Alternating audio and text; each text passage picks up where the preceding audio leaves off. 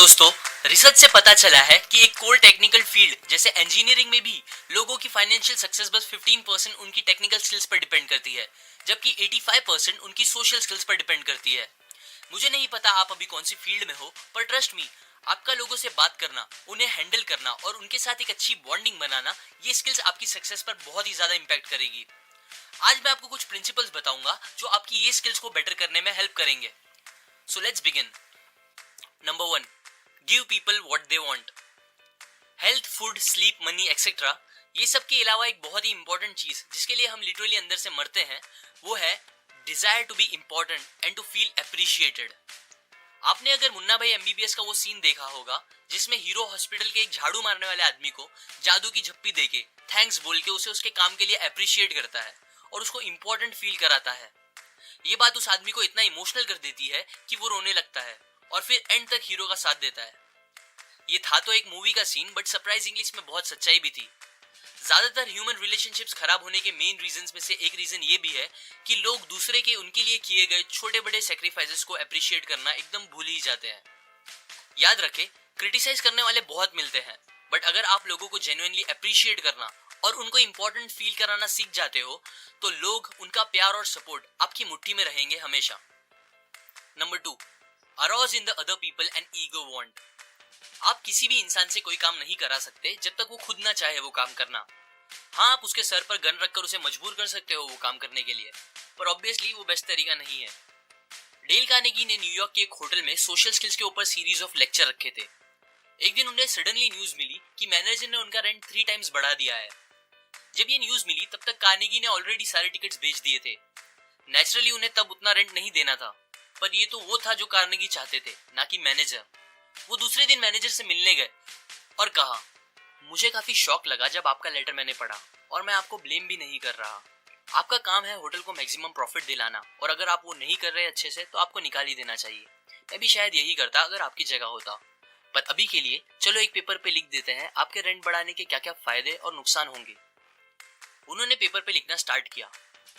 फायदा ये होगा कि आपका बॉलरूम फ्री हो जाएगा, जिसे आप डांस और कन्वेंशंस के लिए दे पाओगे, जिससे आपको ज्यादा प्रॉफिट होगा। नुकसान ये होगा कि पहला, आप मुझसे अपना प्रॉफिट ज्यादा करने के बजाय पूरा खत्म ही कर दोगे, बिकॉज मेरे पास इतने पैसे नहीं है। मुझे मजबूरन कोई और होटल देखना पड़ेगा। दूसरा, मेरे लेक्चर्स में मोस्टली पढ़े लिखे और हाई क्लास के लोग आते हैं, जिससे आपके होटल का अच्छा खासा एडवर्टाइज हो जाता है। अगर आप $5000 की एडवर्टाइज कराओगे तो भी इतने लोग नहीं आएंगे होटल में जितने मेरे लेक्चर्स की वजह से आ जाते हैं। ये आपके लिए बहुत ही फायदे की बात है कि नहीं? कार्नेगी ने वो पेपर मैनेजर के हाथ में दिया और उसे दोनों फायदे और नुकसान के बारे में अच्छे से सोच के डिसीजन लेने कहा।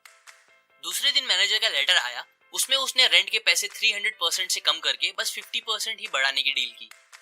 आप ये याद रखें, कार्नेगी ने ये सब कराया बिना एक भी बार बोले कि उन्हें क्या चाहिए था। एक नॉर्मल इंसान ऐसी सिचुएशन में क्या करता? मैनेजर के पास जाता, उसे चिल्लाता कि एंड टाइम पे उसने इतने पैसे कैसे बढ़ा दिए, मुझे नहीं देना उतना पैसा, खूब सारी आर्ग्यूमेंट करता। बट उसका शायद ही कुछ फायदा होता। अगर वो प्रूफ भी कर देता कि मैनेजर गलत है, तो भी मैनेजर की प्राइड बीच में आके उसे वो डिसीजन से हटने नहीं देती। सो जब आप किसी से कुछ कराना चाहोगे नेक्स्ट टाइम, तो ये मत बोलना कि आप क्या चाहते हो, बल्कि वो बोलना जिससे वो खुद वो काम करना चाहे। Number 3, become genuinely interested in other people. जब भी लोग किसी से मिलते हैं और थोड़ा भी चाहते हैं कि सामने वाला उन्हें पसंद करे या उनमें इंटरेस्ट ले, तो ये करने के लिए वो मोस्टली अपनी बड़ाइयाँ और अच्छाइयाँ बताना स्टार्ट कर देते हैं, और ये नहीं तो एटलीस्ट अपने से रिलेटेड ज्यादा बातें करते हैं। उन्हें लगता है अपने अच्छे पॉइंट्स गिना के वो सामने वाले को इम्प्रेस कर देंगे, पर ऐसा नहीं होता, बिकॉज यूजुअली कोई भी इंसान ये नहीं चाहता कि सामने वाला उनसे बेटर हो। लोग ये नहीं सोचते कि हर इंसान के दिमाग में एक मूवी चल रही है जिसके हीरो या हीरोइन वो खुद है, ना कि हम। सो अगर आपको लोगों से अच्छी बॉन्डिंग बनानी है तो आप जेन्युइनली दिल से उनमें दिलचस्पी रखें, उन्हें उनके बारे में बोलने दें और उनसे रिलेटेड बातें करें, ना कि ज्यादा खुद से रिलेटेड।